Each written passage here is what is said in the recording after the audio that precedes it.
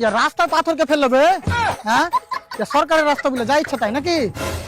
হ্যাঁ, তোর বাড়ির কারেন্ট কাটা থেকে কেউ আমাকে রুখ করতে পারবে না।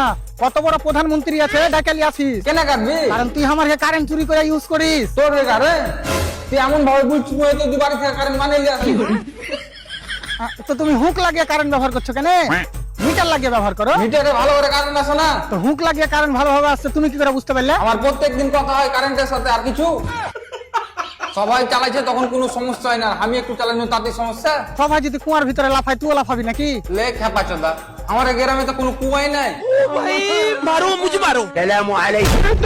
ধরে এলে পাশের গ্রামে যে কুয়াতে পড়লো তো তুইও যা পড়বি নাকি? পাশের গ্রামের কুয়া তো একদম ছোট, দুধ মেলা পাইলে ভর্তি হয়ে যাবে, আমি কি বাল করে লাফাবো?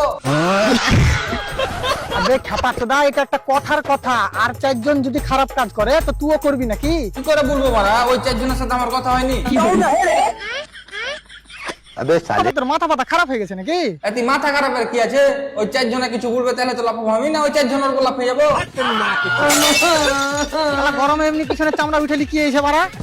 আর এই বেশি বেশি করে মনে হচ্ছে লিখা করেছে। কারেন্টের কাজ ছেড়ে দিয়ে আমি শালা এসির কাজ ধরে যাই, অন্তত একটু হাওয়াটা খেতে পাবো।